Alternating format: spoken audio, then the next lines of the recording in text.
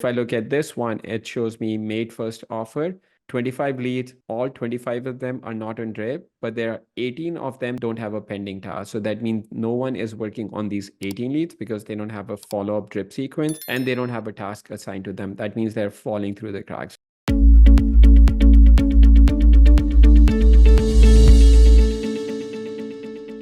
This is our flow in our business for the most part. I've done this training before also. People on the call have gotten tons of value. So I want to go over this. This is for your inbound leads, but you can also kind of use a version of this for outbound leads. So for us in our business right now, we're doing direct mail, PPC, and paper lead are the primary marketing channels that we're doing. So direct mail, we're using ballpoint marketing, and we're doing PPC, we're using wholesaling PPC. And for paper lead, we're using Need to Sell My House Fast. In addition, I hired a new lead manager just recently, the person who had been with me for about 5 years. She moved to Canada and she's doing higher studies. So she could no longer help me with lead management, but we found someone. The guy's already trained in recently, so makes transition much easier. I've also made him in charge of getting leads from other wholesalers. So we do primarily fix and flip. So he's been pretty active on Facebook groups for our local area and has been posting or has already gotten us like 3 or 4 appointments with other wholesalers. It's been going good so far. He just started with me about 10 days ago. But this is our process for any incoming leads. Let's say we do direct mail, we get a lead coming in. The first thing is, did we answer the call or not? If we did not answer the call, we're putting them on an automated drip sequence. So the automated drip sequence would be, they get a quick text from us. Hey, sorry, we missed your call. Let us know your name and address of the property and we'll call you back. And then it'll just, if you don't hear back from them, the drip goes on with a reminder for my lead manager to call them and, get information from them. The idea with this initial drip campaign is just to see if we can just get the property information. That's the number one goal with this specific drip campaign, is just to be able to get the information about the owner and the property address and see, if we can qualify the lead. So that's the purpose of it. Again, because we don't have their name and we don't have their address available. When you signed up for Recently, you should already have a drip campaign set up in your account, and then you can just start using that. Again, it's just, hey, sorry, we missed your call. Would love to connect with you. Would love to learn more, find out about your name and address of the property. And then in that drip sequence, we also have a step. If you have skip trace your properties and have skip trace information within Recently, then the cool thing that would happen is if it's going to match that phone number with other properties that you have, other skip trace properties that you have, and it'll fill up the name and address of the property. So if you get a missed call from a phone number and you don't have any information, but that phone number matches with another property in list stacking, it's going to show you, hey, one match found for this phone number. So you can copy over the name and address from list stacking, and then you can personalize your drip sequence at that point. So that's the first thing that's happening. And then if we do answer the call, then of course we want to go through the call details and then, go through the call and see if they're interested in selling or not. If you get a call from a seller just says, hey, I got your postcard or I got your letter, but I don't want to sell for whatever reason, and then we know for sure that it is a true dead lead, then we move them over to a dead lead. If they say, hey, I don't want to sell right now, but then, maybe I would be interested in 6 months or a year, then that's not a dead lead. Then we want to put them on a different drip sequence. But if they say, hey, I don't want to sell the property under no circumstances, or if they're asking ridiculous money where the property is worth 100,000 and they have a loan of 100,000, then it doesn't make sense for us. We're not doing any short sales. So we move them over to dead lead in our business. And then after that, we're checking like if we connect with the seller, they're interested in selling their property, did they provide us the address of that property? If they did, the next thing is to run comps on that property. We have an update coming to Recently. We have it coming to list stacking on Saturday. And I'll give you a quick preview of the updates that we have coming. It'll show you pretty good comps or pretty good estimated value on the property. I've tested in my market and it's pretty on par. I would say it's like within 5 to 7% of the actual value.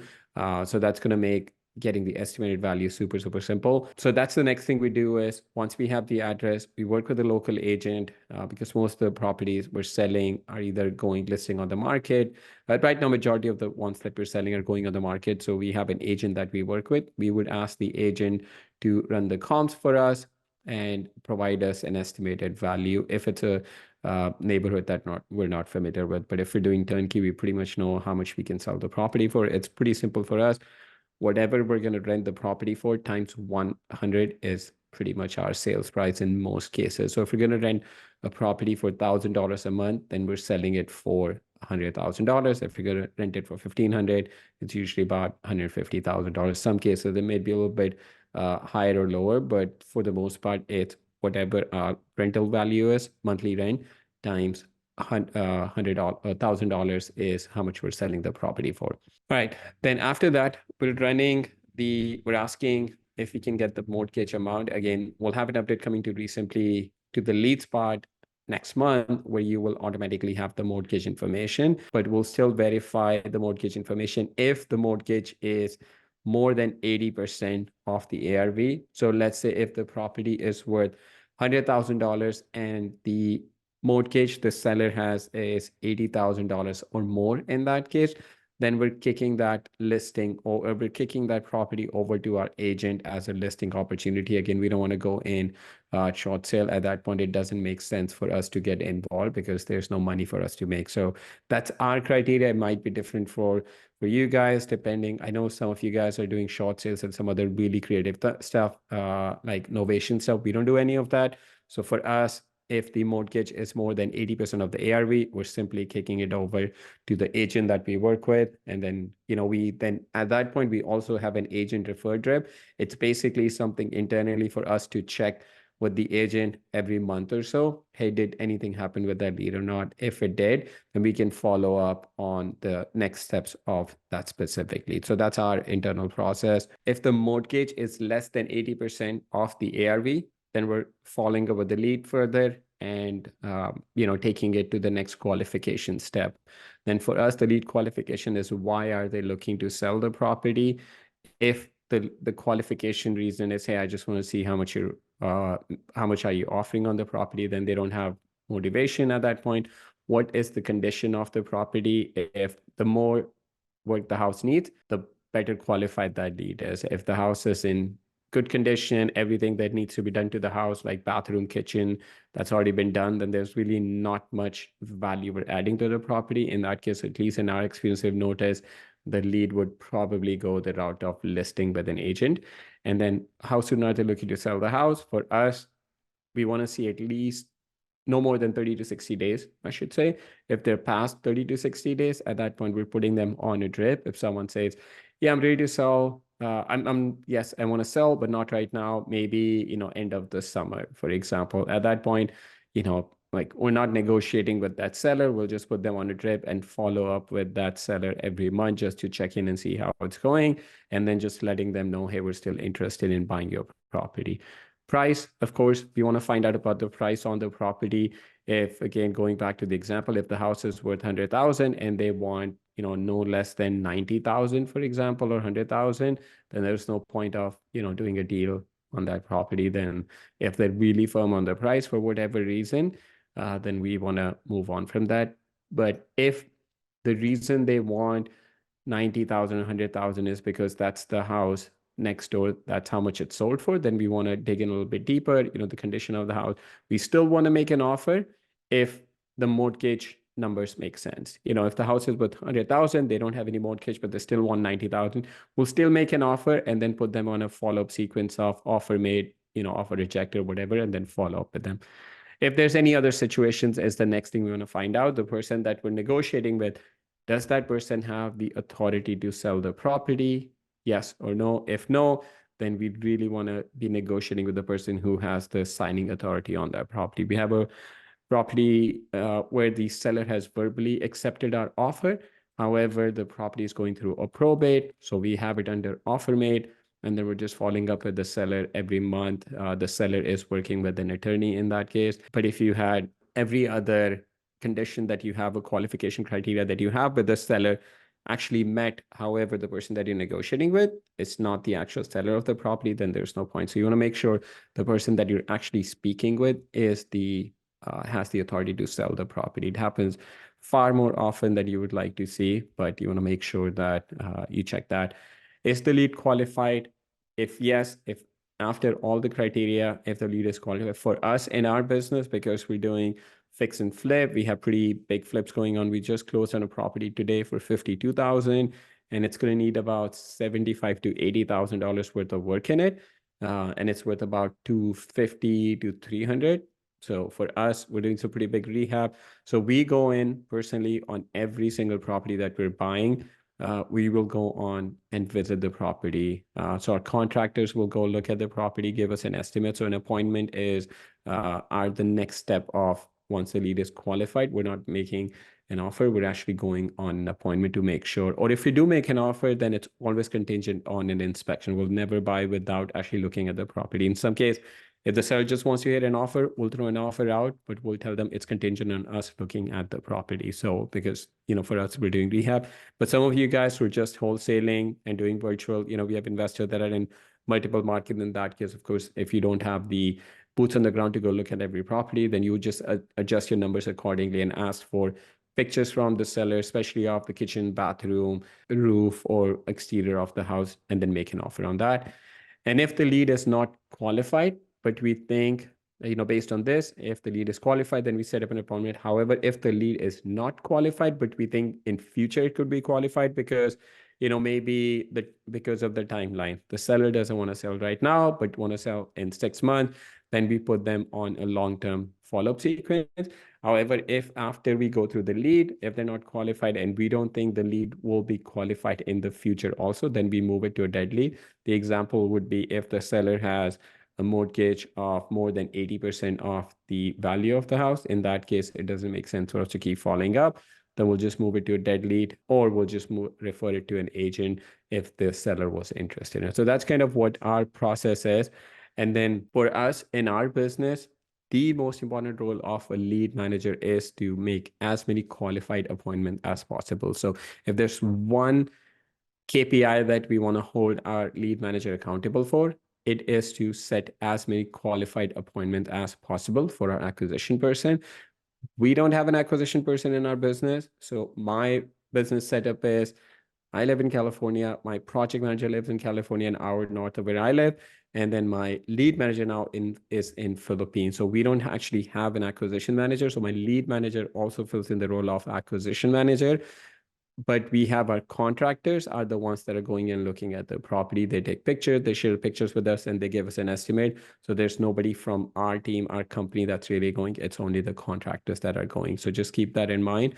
But the role of a lead manager should be to get as many qualified appointments as they possibly can get for the next person on your team, which would be the acquisition manager. Again, you can have the same person in two different roles, but you want to separate them to have correct KPIs for each person on your team.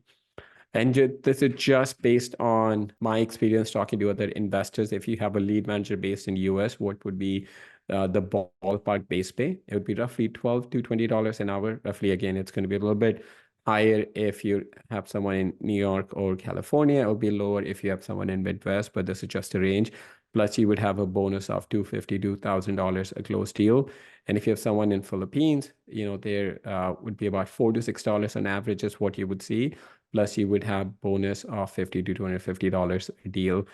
So for me in my business, I'm paying $6 an hour. Plus, there's a bonus.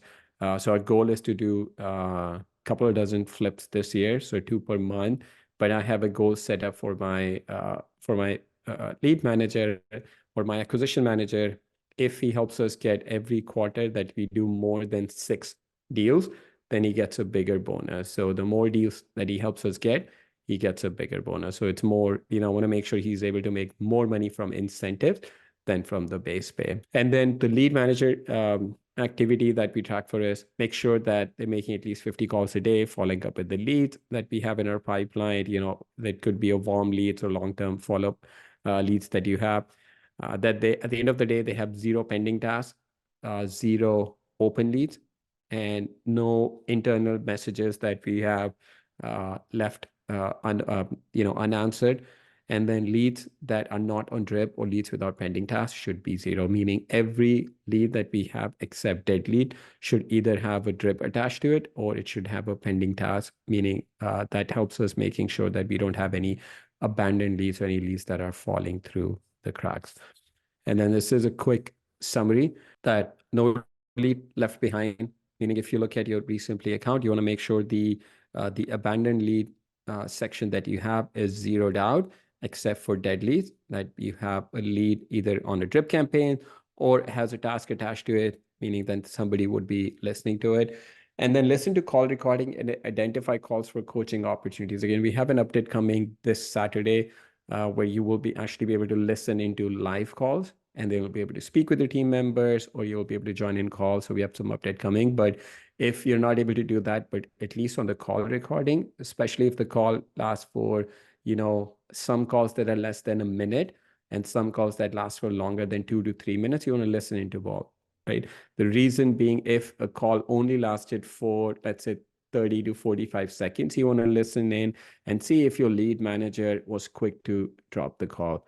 So you want to identify those opportunities. If the seller just said, if the lead manager said, hey, are you interested in selling? And the seller said no, and he just hung up, that's a perfect opportunity where they want to dig in a little bit more into that situation. Or if the call lasts for more than 2 minutes or 5 minutes, then you want to see they're following the process that you've built out for your team, asking all the right questions. And then anything that the seller mentions, for example, it's such a simple thing. If the seller mentions that, hey, I need to reschedule my appointment because I have to take my daughter to doctor, or I have to take my dog to vet or something, like, you want to make sure you actually note that in your activity log. So next time when you call, you want to pick up the conversation from there. So if you call back the seller, you don't want to say, hey, are you ready to schedule an appointment? You want to start with, hey, Mr. Seller, I know you mentioned you had to take your daughter to the doctor. Is everything okay? Anything we can help with? Just, it builds the rapport. It just makes the seller feel like you're the only person that they're talking to. And it definitely helps with the lead conversion. And then initial lead qualification that we talked over, you could have your own criteria in your business based on what you're doing, but you want to have some process that you're following with every single lead. And then as you start listening into your leads, as you start auditing your leads, then you can keep tweaking it based on what's working and what's not working. And then make sure pending tasks are zero, that there are not any leads that are not on drip. And again, the goal being get as many qualified appointments as possible. KPIs to track is how many calls your lead manager is making, how many appointments they're booking, how many pending tasks they have at the end of the day, and how many leads that are not on drip. Again, the daily comp task for our lead manager being listen to calls, run comms, call back the lead, qualify leads, and schedule appointment. And then this is again the approximate pay information that we went over. So yeah, so this is the lead manager training. Sorry, the person with lead setters, Arya, I had a little bit of a connectivity issue, so we'll reschedule with them. But any questions that you guys have on this that I can go over? I got a couple of messages. Let me see. Yep, Derek, exactly what you said. So Derek has a question. Basically, for us, when we're selling a turnkey property, whatever the rent is, we multiply that by 1,000. If the rent is, or we multiply by the 100, sorry, not 1,000. If the rent is $1,000, we multiply that by 100. So it'll be $100,000. Or the other way to look at that is if the property is like the 1% rule. So if the property is worth $100,000, then the investor who's buying is looking for minimum 1% of the value of the purchase price in rent. So if I have an investor that's buying a property for $150,000, they're looking for 1% of the purchase price that they're paying $150,000 in monthly rent. So that's a pretty good number. If you're able to get that in a market, then there might be some opportunities for turnkey properties if you haven't looked into that. But yeah, Spencer, it's like the reverse is 1% rule. Yeah. Hey, Sharad, this Cool. is Derek. I have a question for you if you can. Go ahead, Derek. First off, I love the system. I tried it with using a couple different ones before. Podio was one that was just janky, and this one looks great and it works great. Thank you, man. Yeah, no, I appreciate you. I have a call set up later this week with some support because I've been going through some back and forth in the text chat. There is something that I have a question about. Like I don't know that there's another route. I don't know if you guys have a plan for it. I also understand this is a business for you. You want to make money with the platform, but I'm a individual operator, right? I don't have a large team of 15, 20 people. And I have somebody that was going to help make phone calls for me. So I paid extra to create a user for them in the system. And I wanted to assign them specific leads, like just the ones that I can't get a hold of because I'm too busy. Like, hey, haven't been able to reach these guys, you call them. That's the scenario. But I can't do that without paying enterprise level software for like $700. And that's comes with, 15 users and 10,000 minutes. And that's way more than I would ever need. And there's no way to just have somebody else just get access to the system and me give him like 4 or 5 leads and you call those guys. I don't know if there's a workaround. That's what we're hoping to find the best option for that later in the week. But yeah, that was Yeah, I a mean, question you could slash set concern of that mine. you could set that lead up as on manual assignment, and then you can manually assign those leads Can't do to that that unless that's individual. enterprise. That's what they're telling me, that you can't manually assign somebody I unless you have enterprise software. I believe you can do that on Pro also. Yeah, I believe you can do that on Pro, which would make sense if you've added another user, then it'll just be, you'll pay a little bit extra and then you'll get that extra user added, and then you'll also unlock some additional benefits that you have. But we are going to be rolling out an update in Q2 where you can individually go in and add a collaborator, similar to what you're mentioning. Then you can, in addition to manual assignment, you will be able to go in and add a specific individual only to set leads without making them part of the lead assignment. So we have that coming in early Q2. We're prioritizing it. I just talked to my developer this morning, so we're prioritizing it to add that lead collaborator part. But yeah, connect with the team, and then I'm going to put my email in the chat. So just feel free to email me if you don't get a resolution, and then I'll talk to my team about that. Appreciate it. Yeah, I'm pretty sure I'll definitely bring that up. I'm pretty sure that the pop-up, when I even tried to do manual, also said you have to have enterprise. But I'll let them know you said you should be with Pro. Hopefully that's Okay, the case because I mean that makes a sense. If I got to pay I think it's $50 extra to add another correct. user, Right. then they're going to be, using more time. I'd have to pay an extra 10, 20, $30, whatever, for more minutes and more text and all that. So it's worth paying a little bit more. I was just Right. blown away. Like, I can't jump all the way to 700 No, bucks no, a I month. understand. Yeah. No, I So understand. it's We cool. have I some of appreciate those it, man. updates coming, like the collaborator that I mentioned, that you'll be able to do some of those things. So, Kevin, to answer your question, the collaborators would have to be like part of your Recently account. So you'll be able to add them as collaborator as long as they're part of your Recently account. Is that what your question was? Yeah. Well, I mean, if I want to share with somebody that doesn't work with for me, Right. basically a bird dog event. Yeah, so I'm sharing the lead with that person, like Derek's case, but I just don't have the time or we don't have enough resources. So if I just like assign a few to Yeah. somebody So that want to collaborate with us and then yeah, so what you will monetize on be able to this. do is, let's say, well, you'll have to give them access to like your Recently, like they'll have to be part of your Recently account. Once you have done that, then you can go in and specifically select the leads that you want to give access to, and they'll only see those leads. They won't see any other leads in the system. How is it different from if you're part of our team? If they're part of your team, so let's say, it would be in case of, let's say if you already have an acquisition manager assigned to a lead, right? But that acquisition manager wants to add a collaborator that he wants to work with. So think of it like as a co-listing agent.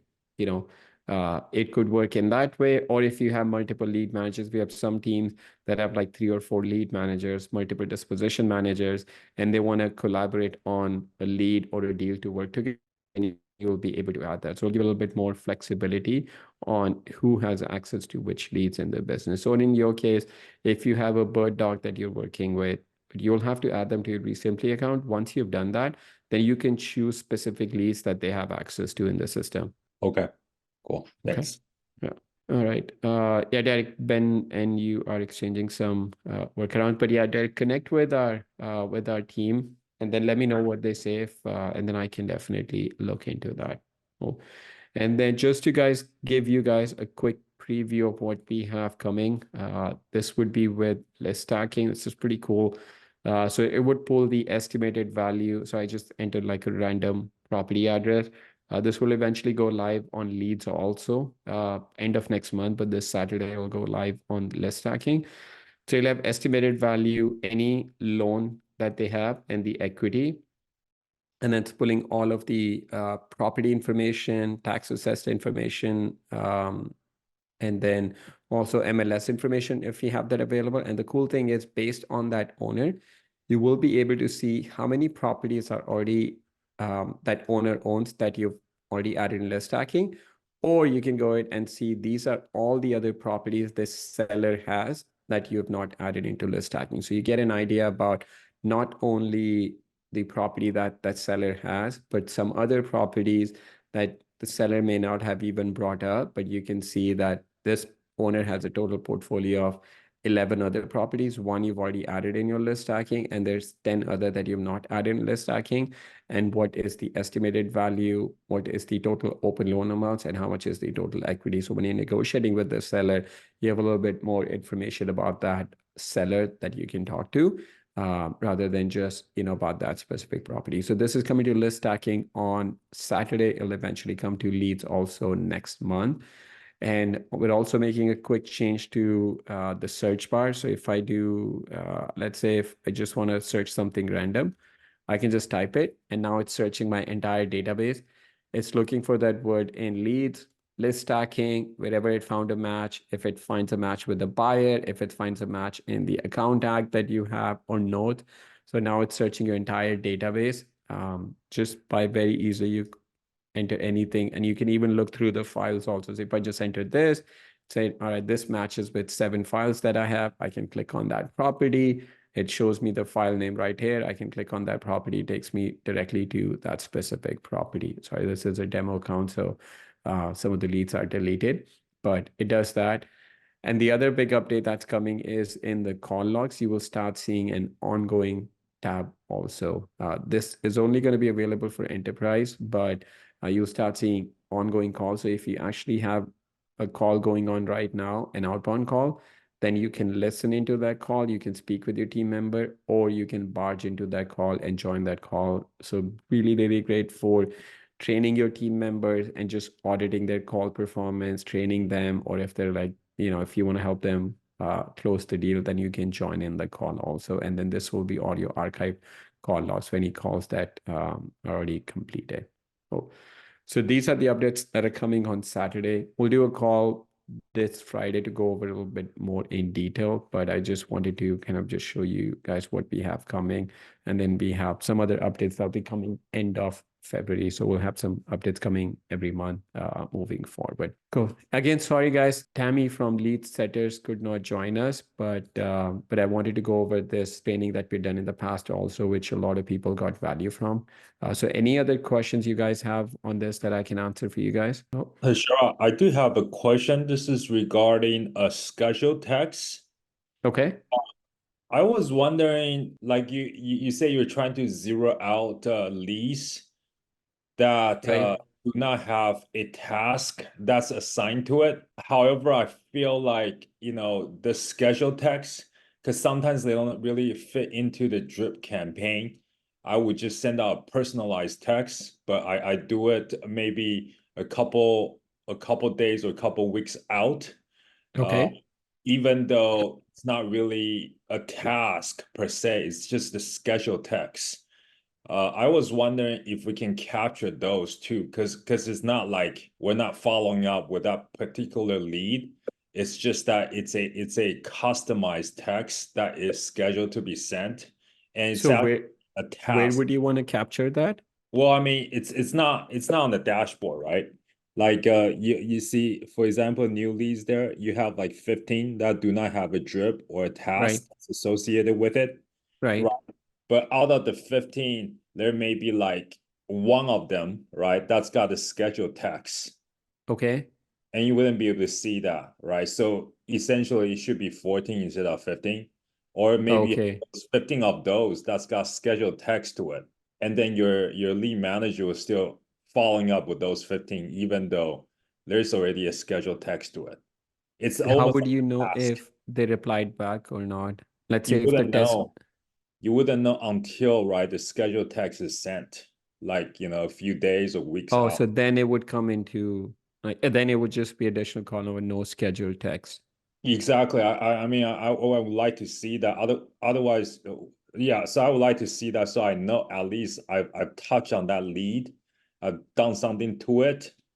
It's not like I haven't done anything to it. It's just that we have not created a task Okay. drip So you're campaign. using like essentially using scheduled text as like one-off drip message, Exactly. right? Exactly. Okay, Yeah. okay. I Because see. some of the drips, they're just really, how do I say it? They don't really fit in that box, if you will. Yeah. Some of these are outside of that box, like corner cases, if you will. Yeah, that Uh, makes sense. No, I totally understand the use. Yeah, let me talk to my team. We do have some pretty major updates coming in Q2 that we're prioritizing. So that's gonna make capturing those leads, like triple line dialer is coming, and then some other updates to how you manage your pipeline and some other things that we've gone through our feedback. A lot of people have been asking for that customization and stuff. So I think I'll talk to my team. So they should be able to capture there where you can see how many leads you have that don't have a scheduled task to them, or how many leads already have a scheduled task yeah, to them. that'd be great. Yeah, cool. Yeah. So, yeah, good. Kevin brought up a good point. Like what I was talking here was you want to make sure that you have, no lead that are not on Draper. This is the column you want to make sure it's always zero except dead lead. So if you have any lead, for example, this right here tells me I have 50 new leads and all 15 of them don't have a drip campaign. They don't have a pending task. And this column tells you that they don't have a drip and they don't have a pending task. So if I look at this one, it shows me made first offer, 25 leads, all 25 of them are not on drip, but there are 18 of them that don't have a pending task. So that means no one is working on these 18 leads because they don't have a follow-up drip sequence and they don't have a task assigned to them. That means they're falling through the cracks. So this is really, really important that you make sure you're going through this, and then you want to make sure this number especially is zero except dead leads that you have in your business. And if you do that, that means every single lead that you have in pipeline, warm leads or whatever the status might be, it's being captured in your pipeline. And then also making sure that no pending tasks, all the tasks are being zeroed out, new leads are being zeroed out, and no open messages, and then buyer inbox and internal inbox, you're also zeroing out at the end of the day, every day. And as long as you do that, then that means you're staying on top of every single lead. Then it just comes to managing the process of making sure that your team, lead manager, acquisition manager, your project manager, everyone involved in the business is going in and managing that lead, managing the process that they have, and then you follow the same process. And then once they start managing the process, then it becomes super simple. All you have to do is you just look at, okay, what process is working, keep that going. What process is not working, just take that out and then tweak it, and then just keep making updates to that. So this, I would say, is the most important. And if you're on Pro Plan or above, you get a daily email sent out to you, which gives you all this summary. It takes like literally 5 seconds. So I would say just go through that email and it'll capture all this information, takes the most important information about your business and just gives you a quick summary of what happened in your business yesterday. And then, if there's any leads that are being abandoned, then you get a really good idea about that. So Roy has a question. Is the 1% applied to distress value or the ARV? Yeah, it's applied to the ARV, Roy. So for example, if you're buying a property for 50,000 and the ARV is going to be 150,000, then the 1% would apply to the 150,000. So our end buyer, the turnkey investor, would want to make sure that it's rented for at least $1,500 on. Basically, the 1% applies to whatever the buyer is paying. So if my buyer is paying 100,000, they would want to see 1% of that in monthly rent, which would be $1,000. And that's pretty much been, for the most part, our properties have been 1% for turnkey stuff. So, and then we look at, will we make more money selling it as a turnkey or selling it as a retail? We had one property that's under contract on the sell side. We bought it for 100. I mean, we're all in for like 160. And we thought we were going to list it for like 205, but even before we listed, we got an offer for 235 and it appraised. So we kind of screwed up a little bit on the running our comps, or the value had gone up. But even before we listed, our agent got an offer for 235. But yeah, you want to make sure it's the 1% is on the ARV, that however much you're going to sell that property for. Derek, do you have any question on that? Just want to make sure that, yeah, scheduled text versus task. Yeah. And Daniel, with the triple line dialer, if you're on a basic, can I add that also? Yeah, so you will be able to add that. There'll be an add-on that you'll be able to add the triple line dialer to your cold calling and also to your leads. And then, yes, you will be able to text from that also. I would just say, just be very conservative with the text that you guys are sending out. It's totally out of our control if your message gets flagged by the carrier. It's very random. It's based on the algorithm that the carriers have. The one thing I would suggest you is, the only thing I can tell you is just be conservative.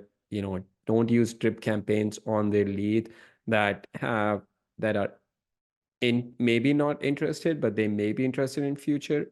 If a seller says, hey, I'll be interested in, maybe check back with me in a year. Don't keep texting that person. Maybe, text that person every other month, but include more calls. And if you guys are not making direct mail as part of your drip campaigns, highly recommend. It really makes a difference if you are using direct mail, especially if the lead initially came in from direct mail and then they ghost you. Make sure you include a direct mail piece just to re-engage them. And it's something tangible. It's such a simple thing, but makes a really good difference. Kevin has a question: is the valuation the ARV or the fair market value? Kevin, my understanding always has been that they're one or the same. So ARV is after repair value, FMV would be fair market value. So for the way I've looked at this is, basically the same. Some people may, look at it differently, but for us, after repair value, fair market value is kind of, I've looked at it the same way, that, what would be the value of this property fixed up. Is that how you're looking at it? Well, I mean, in California it's a bit different. There's properties that's listed, but they're dated, so that's more like fair market value. But then there is properties that's completely fixed up with new kitchen, flooring, baseboard, bathrooms.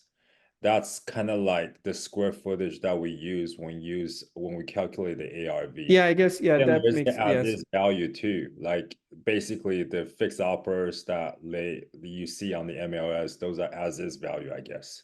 Yeah, I So guess you could say fair market value would be like, what is the fair market value in the given condition is how you could use it, because we're flipping everything. For us, it's like the ARV, that's the most important number, is okay, how much can we sell it for on the back end is kind of what we're looking at. Fair market value would be, okay, if you were to list it on the market right now, the value of the property would be, let's say, fair market value of the in the current condition would be 100,000. And if you could get it for 80 is like kind of how you could use fair market value. are they the same or they're I mean, it depends on how you use it, right? For us, we just focus on ARV, after repair value. Gotcha. We don't really look at fair market value, right? Fair market value, honestly, is like whatever we're paying for is, we think that's the fair market value given the condition of the property. But like, what context are you trying to like differentiate ARV from Well, as a fair market? flipper, I don't look at FMV Right.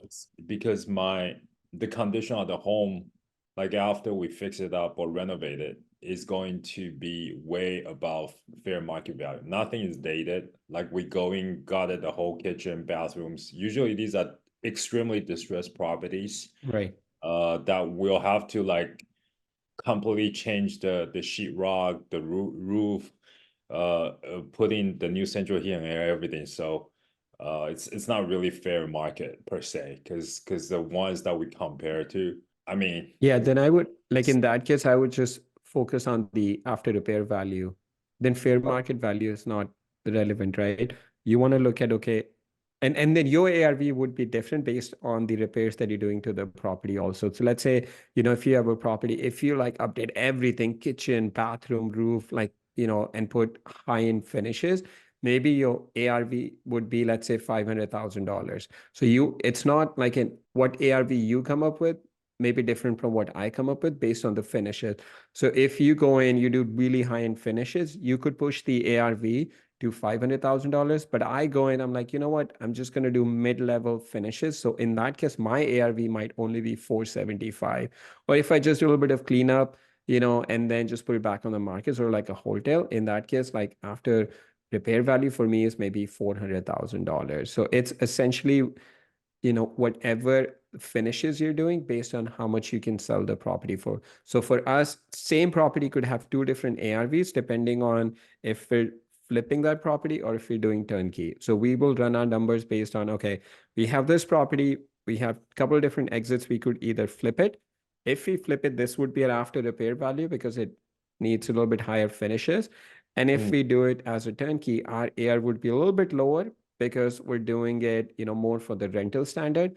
And then our goal is to sell to a turnkey investor. And then we factor in, okay, how much are we paying on the commission, right? If I have an ARV of $200,000 for retail, and if I have an ARV of 190 with rental, then I might go 190, even though, the top line number is only 190 compared to 200. But if I sell 200, I have to pay commission to the agent. Then I have, a buyer's closing cost credit, and there's a little bit longer process. So in that case, I may make a decision, hey, I may only net 180 on this deal if I sell for 200 because I have all these costs versus 190, and then I have a, qualified buyer ready. So the same property could have different ARV depending on the exits that you're doing or the finishing that you're doing with that property. Gotcha. Yeah. Cool.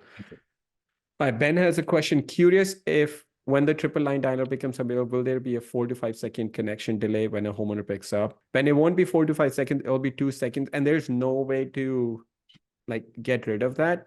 So that's always the benefit of single line dialer. When you're calling someone, it's like one-on-one call. So you hear the ring, person picks up, you're already on the line. The way triple line dialer works is, think of it that you are sitting in a conference call. You're calling 3 people at the same time. You don't know who's going to pick up. Let's say if person A picks up, then it takes a couple of seconds for that person to join into the conference call that you're sitting on. So there'll always be 2 second delay, 2 to 3 second delay. It's unavoidable because that's how triple line dialer works. Is it has to go through, you're calling 3 people at the same time, person A picks up, and then the call will end for person B and C, and then the person A will join the call. So that's where the 2 second delay happens. And unfortunately, there's no way to avoid that. So if you're used to single line dialer and you go from single line dialer to triple line dialer, you will definitely notice that your connection rate will go down. And it's just natural. If someone calls me, I pick up and there is a silence for a second. I know if someone used a triple line dialer, I immediately hang up. So yeah, there's no way to avoid that. That's just how the multi-line dialers would work. So anytime you use more than one line, so 2 lines or more, that's what will happen is, that's just how it's set up. Yeah. I would use a single line dialer for us. I mean, again, it depends. Like if I have thousands and thousands of prospects that I'm calling through, then a triple line dialer makes sense, right? You have to balance the quality over quantity. If I have $100,000 prospects that I have to call through and I have one person, then it just makes sense to use a triple line dialer, right? Because you're going to go through, then you're focusing on quantity. You may have some people that hang up, but you're going through all the prospects that you have. Versus if you have a single line dialer and then you have 100,000 leads that you're calling through, it's going to take you a very, very, very long time to go through all of them because you're not calling as many people. So that's where you have to balance. Again, you'll get better quality, better connection with single line dialer, but you won't reach as many people as you could with triple line dialer. So it's really up to kind of what your preference is. If you have a lot of leads that you're going through, triple line dialer makes sense. But if you have less leads or more higher quality leads, for example, your probate or your stacked list that you're going through, maybe that's where using a single line dialer makes sense because you're not focused on quantity, you focus on the quality of the conversation. Derek, go ahead. Yeah, thanks. So question about the leads page, if you could pull that up just there. Is there a way, I know we can collapse the columns, but is there a way to edit them, move them around, or get rid of Yeah, them? that's Or- coming in Q2. That's going to be part of a Q2 update. Awesome. Okay. Yeah. Yeah. So So for everything instance, except like, new leads and under contract will be fully customizable. You'll be able to move them around. You'll be able to add, delete, just do whatever you want to do with the leads pipeline. okay, yeah, cool. Because we Yep. do our due diligence after we get a contract, Yep. but that's in the middle. So it'd be great to drag that column over or change it to Yep. another heading or something. That's awesome. Thanks. Yep. Yep. So you'll be able to do all of that with the update.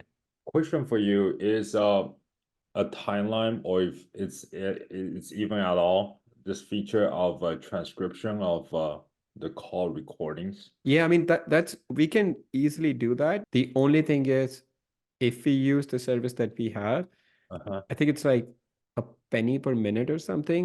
So that's the only So, like it's oh, yeah, the reason I asked is sometimes calls can go like way too long, like 20 minutes. right, I just want to get the gist of it. I know that there's that speed up feature. You can do right, 1.5x or 2x, but still, like right. into a 20-minute call, I would just read the So you're transcript. saying like if I mean one company suggested that if there was a way, I mean, and we can do this with AI also, like once we have the transcription, then we run through AI, so it just gives you a summary of the call. Yeah. So instead of having all the calls transcribed, you just want to be able to choose, hey, just like go in and manually transcribe a call. Is that a service that's going to be integrated or Yeah, like we could do that. I mean, my initial thought was like uh, all or nothing, where it transcribes all your calls, but you may not need that. I mean, you bring up a fair point. You may only want to transcribe the calls that go on for more than 5-10 minutes. So you don't want to sit through the entire call. And then you could just push the button and then just transcribe only that specific call. Let mhm. me talk to my team. That's actually a good, really good suggestion. Cool. Thank you. Right. So transcribe and then call summary. Yeah. Yeah. So AI could just do a call summary. Yeah. That's a great idea. Yeah, I think that, yeah, that makes sense where you could just, instead of sitting through a 20-30 minute call, you could just say, hey, transcribe and summarize the call for me. So it just gives you basically a gist of kind of what happened. Yeah. Yeah, that'd be great. Yeah. Thanks. Okay. No, I'll talk to my team. Yeah, because we have the ability, like we can turn on the transcribe feature pretty easily, just pressing a button. But again, it's the cost factor that we figured that people would not want to pay like a penny per minute. It's just it adds up pretty quickly. Yep. No, I like the idea of like manually doing that. Cool. All right, guys. Thank you. So yeah, even though we didn't have real estate lead setters REI on this call, but I think we still had a fantastic call. I'm going to put this link in the chat. If you guys got any value out of it, if you could just click on it, it takes you directly to the Google page. And if you can give us a 5-star rating, I cannot tell you how much it helps our backend team. They get to see all the 5-star reviews. They're not as fortunate as myself or our support team that they get to connect with our customers, but our backend team, they get super excited and motivated by seeing all the value that they're adding. So if you can take like literally just 5 seconds and do that, will be much appreciated. All right, guys. Thank you so much. Thank you for being on the call. Have a great rest of the week, and I'll see you guys on the next week call. Thank you.